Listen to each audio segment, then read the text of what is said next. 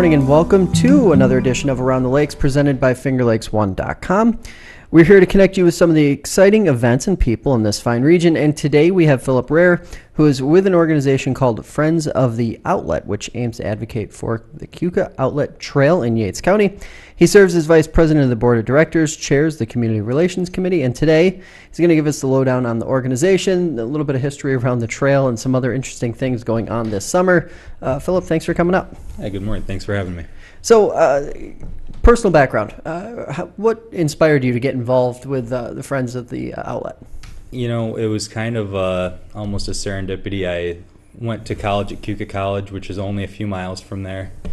And as a cross-country runner, which you couldn't tell now that I was a cross-country runner, but I used to run an awful lot, and we spent a lot of time on that trail. So it really made me fall in love with it, and I started spending more time there.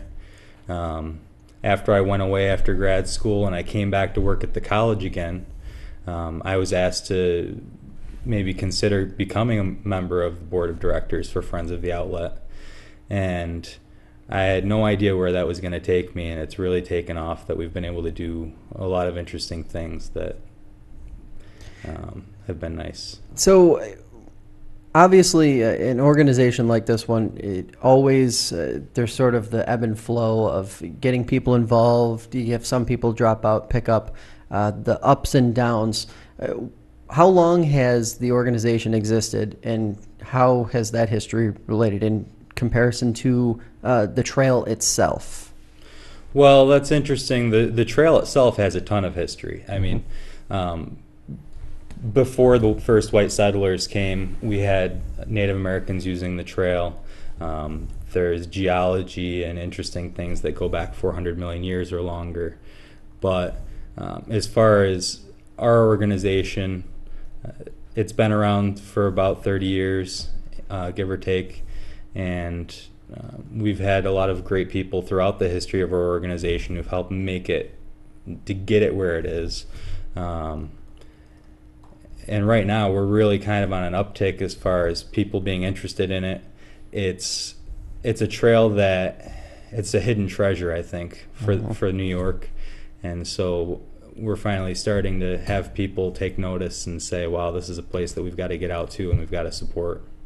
So to that end, obviously, a trail like that isn't as flashy as some of the great parks that are around here, but offers just as an amazing of an experience, right? I mean, that's got to be what you guys are always telling people and telling the community. Come out. This is a great and easy way to enjoy a Saturday or a Sunday in nature, right? Yeah, I mean, there are a few different ways to look at it. It's certainly a trail that we don't have a lot of the things that you would have at a state trail or a village trail even, because the majority of the trail is actually owned by the Friends organization that's a nonprofit and all volunteers. So that makes it so that we have some interesting challenges as far as getting things done.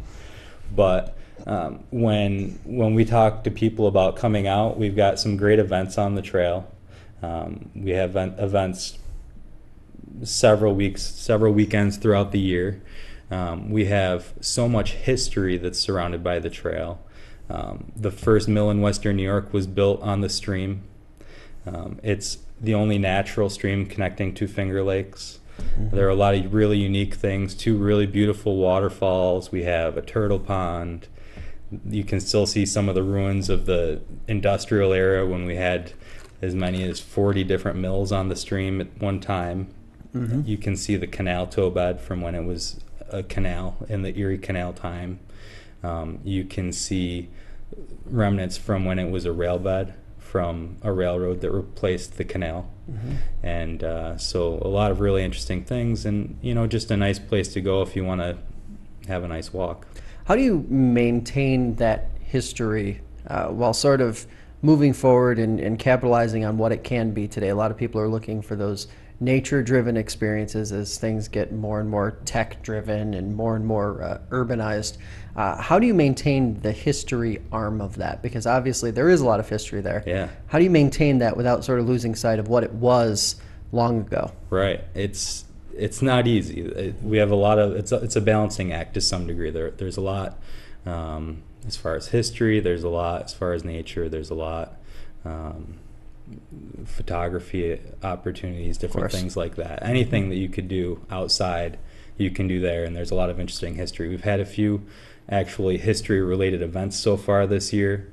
We had our first big event of the year was Hot Chocolate and Cool History, and we brought in the History Center of Yates County and talked about Jemima Wilkinson and her compatriots that first settled the area in the 1780s and 90s, and that was an interesting religious movement that really has a large role in the trail, in the community. We followed that up with a historical dinner where we featured recipes from that time. That was really fantastic. So as far as preserving the history into the future, we try as much as possible not to ruin the history that's there, and then show people, here's what this used to be. Let's come talk about it. So, and we also have a historical trail guide that we just put out that was produced partly by a Keuka College student who helped do it as an internship, as a volunteer, and in collaboration with us and others. So it's been good. How fantastic is it, just in terms of being able to have the college be right there and have that relationship between the trail and the school? Oh, it's fantastic. And that's another reason that I got involved with the board of directors, is that I'm interested in doing volunteer work. I'm interested in connecting these students both to the community and to volunteer opportunities. So to take this college, and they had a relationship with the Friends of the Outlet before I was there, and they will after I'm gone. But last summer, when the new freshman class came in, they brought 400 volunteers down to the trail. Where are you going to get 400 volunteers? They brought 400 volunteers down to the trail. And I had a lot of those volunteers call me up and say, hey, Phil, when can we come back? Right. And so I brought them back a few times throughout the year to do some more projects on the trail that have been interesting. Now, I have to ask, just because we work with a lot of community organizations, and getting people involved is always the big challenge. How rewarding is it to see and to sort of get those returning individuals who, even when they're the people you might not expect, some of the college students who are busy and have schedules, people who work in the community and own businesses, when those folks keep coming back because they like what you guys are doing, how does that make you feel about what the whole mission is and what you guys are trying to accomplish? Yeah, absolutely. It's one thing that I try to talk about that ties right into that, is that when we talk about Friends of the Outlet, we are not a trail. We manage a beautiful trail that we're all passionate about, but we're people that really care about it. And so it really shows when we see the volunteers, when we see the people who, our board is fully volunteers, when we see the different organizations that want to give to us, when we see all the community coming in around it, it does feel good. And it's it really shows that it's people, not a path of dirt, What do you sort of look at, since you got involved as one of the big wins for the organization, for the trail in the last couple of years, that it's just made you guys feel really good about what you've been able to accomplish? It's everything. We've got a great group that does a maintenance committee that I keep hearing people say, the trail's always been nice, but really within the past couple of years, it's gotten so much better. It's so beautiful. You guys are doing so much more, and I think we have been doing a lot more, and we have had the volunteers really pick it up. We've had volunteers from the college, from Yates Young Professionals has been a great group that's worked with us. St. Michael's School was just on the trail this Monday, helping pick up trash. And so all of that stuff, getting all of that community involvement around it, but then saying, we're not just this abstract idea of there's some group that takes care of that trail and that's why it's here, but that people are starting to see, wow, this is a group that I could get involved with. Isn't that's a testament to what you guys are doing, though, right? I mean, that organization, that doesn't happen overnight or by itself. That is from a group of people who know how to organize and know how to put the right people in the right place to make those good things happen, right? I mean, it's all about the people. It's all about the people, and we've got a great board. Our board, we've got a lot of great chemistry. Gwen Chamberlain's our president right now, and she's been a great leader. And so we've really been able to do some things, and it's exciting. What are some of the challenges that you guys face consistently that when you look to the community for that assistance, that help? I have to imagine bodies, people are ranking up there usually. But is there anything in particular that you guys sort of have been focusing on to sort of overcome some of those past challenges? Well, I think that one important thing that we're trying to focus on more over the past couple of years than we had in the past is membership. And so it's only $20 to get an individual membership, and it's not that much more for a family membership and things like that. And just to tell people that even if you don't come out and volunteer 20 hours a week or whatever, you can be involved, you can be a member and help support. And then those members become engaged volunteers. Those members become people who come out on the trail more often, that show up to our events. They become people who really become more passionate about the trail. And the other thing is that when we go to apply for grants and we say, hey, our membership has tripled in the past 2 years, and here's where we're at right now, that's huge. And so right now we're probably, I don't have the latest number, we're somewhere between 330 and 340, I believe. But, which is incredible, objectively. I mean, that is for a place like anywhere in Yates County, Ontario County. You look at some of these rural places. That's good membership, right? Absolutely, absolutely. And then we want to grow to 500 this year, and I think it can happen. We have people from all over the world that are coming to see this trail, this treasure that we have hidden in the Finger Lakes, and we're going to grow our membership, and then we're going to be able to do some more things. So what sorts of events and things like that do you guys have coming up over the summer, or what sort of drives are you guys pushing toward as the warm months are here? Yeah, well, obviously this is when people are coming to visit the Finger Lakes. We want to give them things that they can do. We have events that really are all different types of things. So we've got things for people who are interested in art, we've got things for people who are interested in history, we've got things for people who are interested in fishing, we've got things that are for people interested in mindfulness. We've been doing a mindful walk once a month. We've got a plein air painting event coming up next week that we still have space for. We will likely be doing a fly fishing demo where you can come out and try it out. If you've never, a lot of people love fishing, and do you like fly fishing? Well, I've never had a chance to try it. Right. So now they'll have a chance to try it. We're not going to bring in any major expert on that. It's going to be me saying, here's how you do it. It's not that hard. Try it out, and if you like it, then borrow a rod and go fish the outlet stream. Now, how can folks get involved with the organization? Say they do have 15, 20 hours, maybe a month or every couple weeks to give. How do you invite people to connect with the organization to get involved and help out? Well, there are a lot of different ways. Obviously, first and foremost is membership. Becoming a member is one of the best things that you can do for us. But beyond that, as far as volunteering, whatever you like to do, there's some way that you can get involved. If you like riding a lawnmower, you can come out and ride the lawnmower. We've got people that love doing it, and they just come and they'll mow all day, and they love it. It relaxes them. We've got people who are more interested in the marketing side, so helping us either design our brochures or get our brochures out to places so that they can see what we have.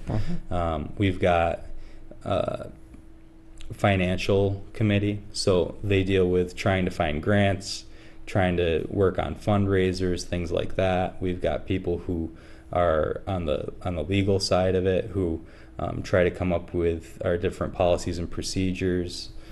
So there are really a lot of different ways we've got a planning committee that talks about where are we going in the future. And so there are really a lot of different ways to get involved. And even beyond that, when people call me and say, Phil, we're looking for 2 hours of community service, I've got a dozen people, and this Sunday we're free. Say, all right, great. And last time I had that happen, I had an event coming up that Wednesday, and I was so glad that they called me, because all the stuff that I was going to spend all weekend and all week getting ready, I had a dozen people, and they put the stuff together, they made the signs, they did everything. So we've got use for people who want to come out and get involved and do a one-time volunteer thing, and we've got things for people who want to get on the board of directors. We've got things for people who want to just become regular volunteers doing any different thing. Now, I have to ask, the reception from the community to not just the trail but your organization seems to be overwhelmingly positive. What do you think the biggest attributing factors to that are? The business community, just the folks who want to volunteer? They seem to love what you guys are doing, and of course love the trail. What do you attribute that to? I think that it's a really vibrant community. I think that people love to have a variety of things to do. I think people love to have outdoor things to do, which it's not a huge thing to be able to have organized things in nature. And I think that a lot of the people in the community have great memories of the trail growing up, because that's what I hear over and over is, oh yeah, when I was a kid, I used to live down there.